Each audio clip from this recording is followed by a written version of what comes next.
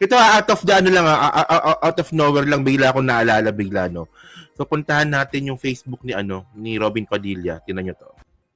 So mga kababayan, no, actually, no, alam naman po natin na si Robin Padilla po yung pinakabobong senador po, hindi lang po sa panahon ngayon, kundi po sa history ng Pilipinas.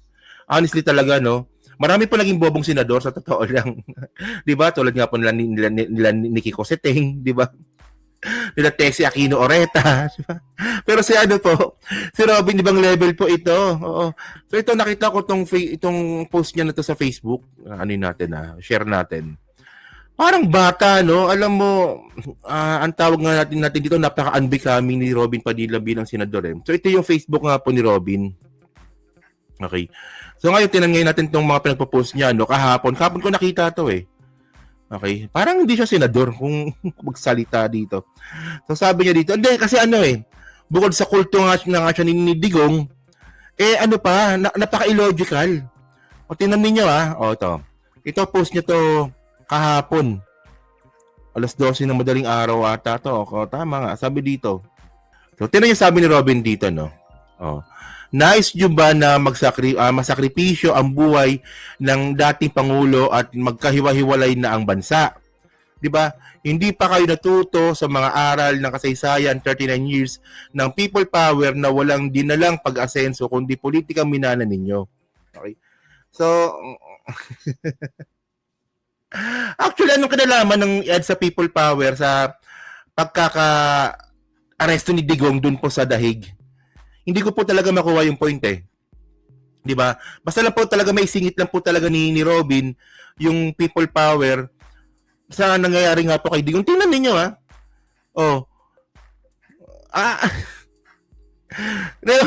hindi ko nga ulit nais nyo ba na masakripisyo ang buhay ni dating Pangulo at maghiwa-hiwalay ang bansa? Actually, mga babayan, kinonekta mo yung dalawang bagay na hindi naman dapat i-connect. Kung meron mang masakripisyo ang buhay ni Digong dito, paano magkakahiwa-hiwalay ang bansa? Actually, matagal nyo ng problema yan eh. Ito sinasabi ninyo, no? Sabi nila, sige, kapag si Pangulong Duterte namin, si Tatay Digong namin, pag yan, inaresto ng ICC yan, makakagulo. Ang tanong, nagkagulo ba? Actually, mga kababayan, mas magulo pa nga nung nandito si Digong. Napansin nyo ba yon? Kung nagkahati-hati yung bansa dati, no, nangyari po yun nung si Digong po nakalaya. Paano ko nasabi? Anong ginawa ni Digong? Nagmaisog rally. Yun nga lang, di ba? Pumalpak po yung maisog rally, di ba? Pero by the way, gumagawa po ng paraan si Digong para magkahati-hati po yung sambayan ng Pilipino. At kasama ko doon, Robin. Walang yan to, no, senador, pero kung makapag-grant, akala mo hindi senador eh. Ngayon, ano pang ginawa ni Digong? Wala lang. Kinausap lang naman yung mga retired general para magkaroon po ng kudeta. Ayun, pagkakahati-hati din po yun. Inamin niya naman eh. Inamin talaga ni Digong eh. Di ba naalala niyo yun, di ba? Nung si Digong po ay mayroong interview kay Kibulok, kay Kibuloy. Sabi ni Digong, nakausap ko yung mga retired general. Hindi na sila masaya. Hindi sila masaya kasi sinabi mo. Anong klase na yan? So ngayon, ginagaranti dito ni Robin Padilla na kapag may nangyaring masama kay Digong sa ICC, makakahati-hati tayo.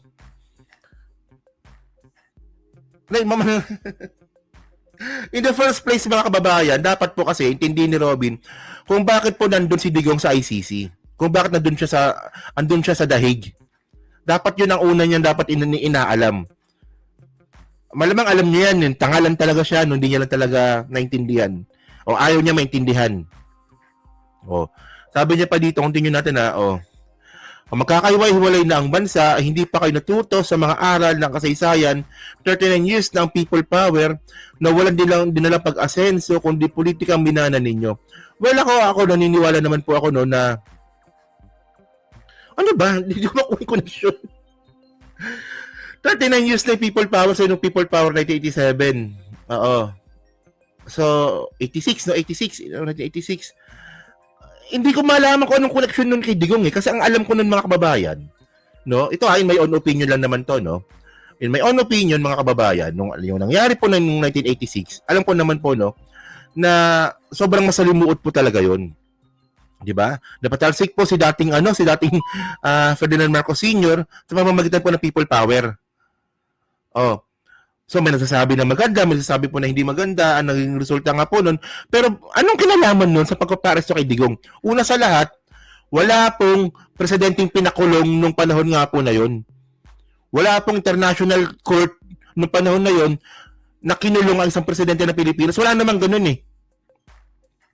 Bobo talaga nito. By the way, di ba? So ngayon, ito pa isa. Actually, hindi lang yan eh. Meron pa yan dito eh. Tignan nyo to. O, gamitin ninyo rin ang taas ng mga pinag-aralan ninyo. Hindi yung taas ng ihe ninyo. Simple lang naman ang logic. Okay, sige. Logic, sige. Pag-usapan natin, ano ba yung logic? Eh, nasabi niya dito ha. O, gamitin daw yung taas ng mga pinag-aralan natin. O, hindi naman daw yung taas ng ihe.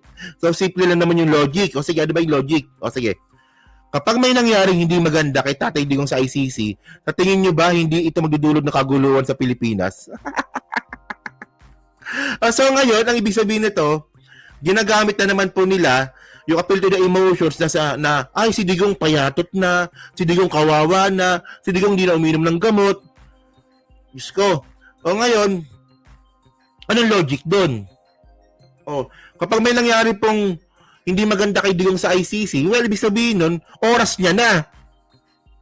Ganun lang yun, tandaan nyo mga kababayan, no? Dun po sa Dahig, di ba, kompleto ng gamit doon.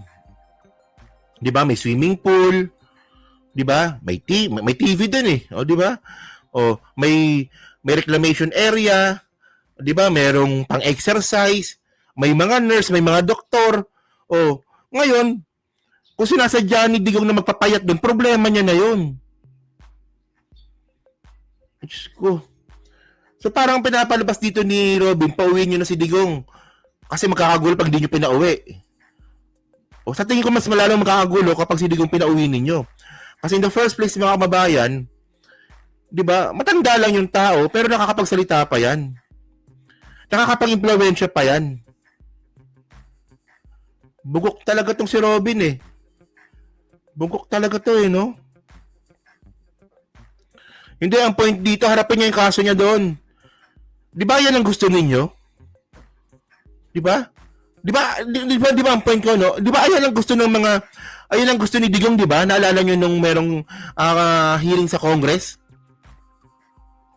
Di ba sabi ni Digong, hinihintay ko na nga lang yung ICC na hulihin ako, ang tagal-tagal. Ayan na, hinuli na siya. Huwag niyong pauwiin. Bugok pala tong mga to eh. Alam nyo kasi mga kababayan, no, masyado po kasing inconsistent po yung mga binabanggit ni Digong. Alam niyo, kapag kayong mga DDS kayo, no, pag naniniwala pa rin po kayo sa mga taong napaka-inconsistent magsalita, sinto-sinto po kayo. O baliw po kayo. Mayroon kayo pagkukulang sa pag-iisip. Kasi in the first place, sabi ni Digong, siya may sabi nun eh. Gusto ko na hulihin ako ng ICC ang tagal-tagal. O nung nahuli na siya, nagmamakaawa naman kayong pauwiin. Ano ba talaga gusto ninyo? Actually, hindi lang ito yung first time na ginawa ni Digong yan eh. Yung paiba-iba lang sinasabi. Actually, pag si PBBM ganito, iwan ako si PBBM. O di ba? For example, no, kunwari si President Bongbong Marcos, ginawa yung ganyan ng mga pagsasalita na napaka-inconsistent. Oh, naalala ko pa yan eh. O, di ba? Nung sinabi ni Digong noon, no, sabi ni Digong noon, oh, gusto ko nang hulihin ako ng ICC, sabi niya. Gusto ko nang hulihin ako ng ICC ang tagal-tagal. O sabi ng mga DDS, hulihin nyo na! Hulihin nyo na! Sabi ng mga DDS yun, di ba? Hulihin nyo na si Tatay Digong namin. O gusto na nga magpahuli. Nung hinuli, nag-iyakan. Taka nga. O, meron pa yan, o. Kala nyo tapos na, meron pa. O, sabi niya pa dito. Wala yun, no, senador, nag-grant. Nung walang yan. O, teka, saan na ba yun? Ito. Ano ba yan? O, sabi niya dito, saan na ba? Teka lang. Hindi ko mabuksan. Yun. O, sabi niya dito, kapakanan ng inang bayan ang intensyon ng revolusyon sa pagpapauwi kay Tatay Digong. Hindi politika. Tanging reconciliation lamang ang daan para umasenso ang Pilipinas hindi ang kaguluhan ninyong pinapairal, style nyo bulok. Isipin nyo this word coming from the number one senator in 2022 election. Di ba? Parang bata, no? Buti pa nga kami mga vlogger, kapag kami nagpo-post kami, nag-iisip kami. Di ba na wag kami magrarant masyado, wag kami mag-iisip bata. Ito talaga isip bata talaga to eh. O kapakanan ng ilang bayan ng intensyon ng revolusyon sa pagpapauwi kay Tatay Digong. So may revolusyon ba nangyayari? Ang tanong, may revolusyon ba nangyayari ngayon? Wala. Oh. And actually mga babae, ako po naniniwala po talaga ako no, na yung ginagawa po ni Digong na yan, no, na nagpapapayat, kung totoo man yun, drama lang po yun. Di ba ilang beses na nilang ginawa yan? Yung drama-drama na yan, para kaawaan. Langya kayo, nung nasalaya kayo, ang yabang-yabang ninyo. Tapos ngayon, nagmamakaawa kayo, palayain kayo, Diyos ko kayo. Sabi pa dito, ano ba sabi niya? Hindi politika. Tanging reconciliation. Sa tingin nyo ba, ito yung point eh. Sa tingin nyo ba, after all ng mga nangyari, posible pa ba yung reconciliation? After all na nalaman po natin na nabudol tayo ni Digong, tapos after all na nalaman po natin na yung mga pagnanakaw nga po ni Sara Duterte sa confidential fund, meron siyang 7 articles of impeachment. Reconciliation pa ang gusto ni Robin Padilla. Oh. Ewan ko ba? Ano ba, Robin? Para masenso ang Pilipinas, hindi kaugalian ninyong pinapairal. So, paano asenso ang Pilipinas? Ito kasi we're speaking about you're talking about para umasenso ang Pilipinas. Actually, mga kabayan, no, ang tanong natin dito, no, ang lakas ng loob nilang makapagsalita na para umasenso ang Pilipinas daw, para umasenso ang Pilipinas. Ang tanong dito, umasenso ba ang Pilipinas nung si Digong ang naging presidente? Umasenso ba Pilipinas? Umasenso ba Pilipinas na non? Di ba? sorry, excuse me. Hindi, kayo na po sumagot yan. 583 na nanonood.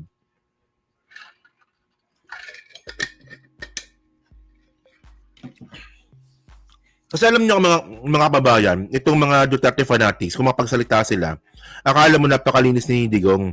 Akala mo napakadaming ginawang maganda ni Digong sa Pilipinas. So, ano yung basehan ninyo, no? Para sabihin na umasenso ang Pilipinas ng panahon ni Digong. Actually, paano tayo aasenso nung panahon ni Digong kung sinuko po natin yung soberanya natin sa West Philippine Sea? Kung sana hindi pinaglaban natin yan nung panahon ni Digong, hindi sana meron tayong langis doon na nakukuha. O, di ba? Paano tayo umasenso nung panahon ni Digong kung yung mismo mga trade partners po natin sa EU pinagmumura niya? Di ba? Di ba makuha yung point eh?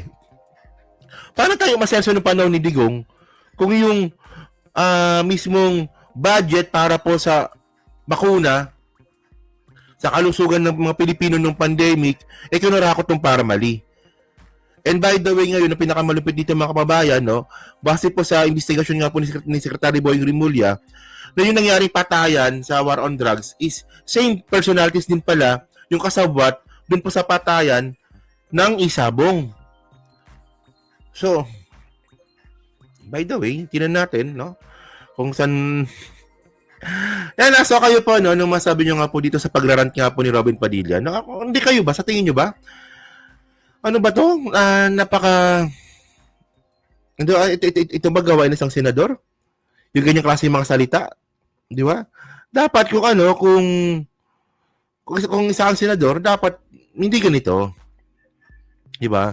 May ethics ka dapat na sinusunod, hindi lang para sa sarili mo, kundi para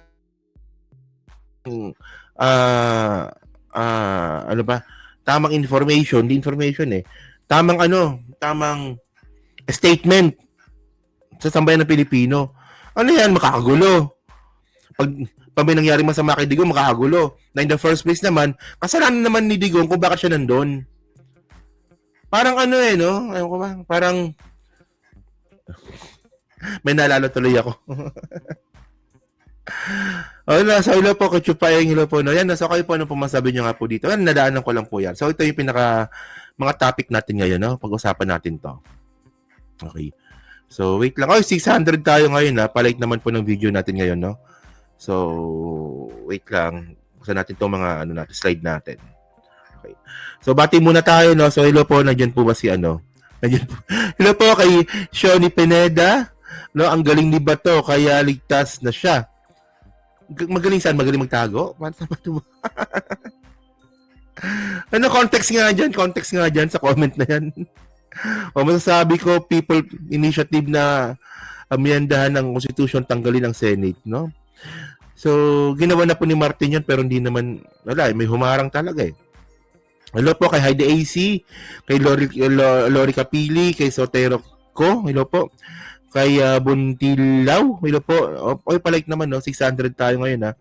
Kay Berhel Valencia, hello po. Kay Chupaeng, kay Heidi AC, kay si Edgardo Blackflor, hello po. Yan. So, Kyoto, Kigarashi, maraming salamat. Totong Nuevo, okay? Okay, game. Start na tayo. Pag-usapan natin itong mga topic natin, okay? So,